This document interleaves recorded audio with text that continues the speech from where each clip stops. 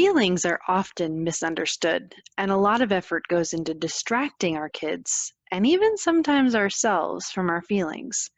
When we can create the space for our own feelings and our kids' feelings or the feelings of our loved ones, we actually create more opportunity for healing to happen.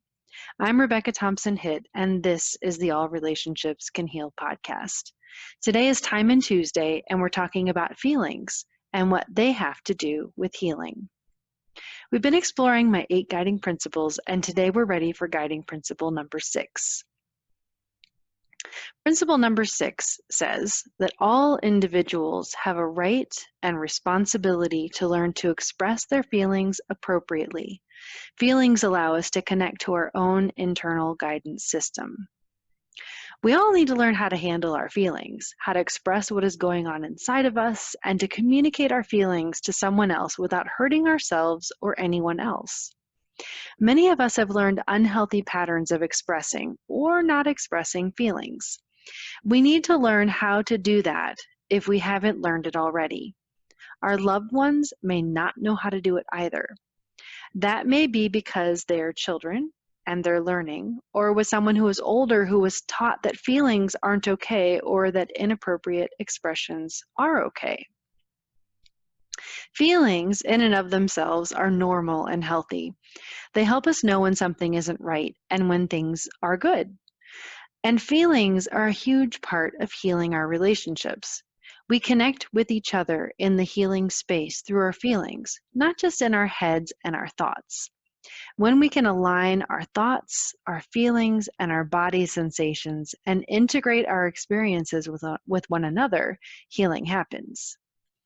Feelings are also a primary ingredient in our attachment relationships, which are patterns in our relationships that began when we were in our first year of life.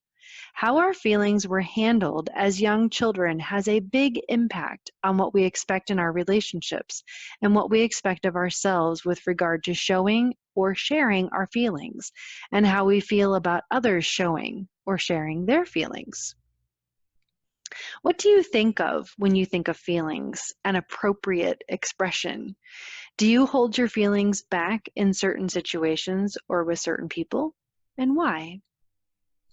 The relationships where our feelings are safe and we can be vulnerable tend to be the safest relationships we have. When it isn't safe to share or express our feelings, or when there aren't appropriate boundaries with regards to the expression of our feelings, and we hurt others, it isn't a healthy relationship. When a relationship isn't healthy, healing is needed, and it's best that we start with us and our own feelings.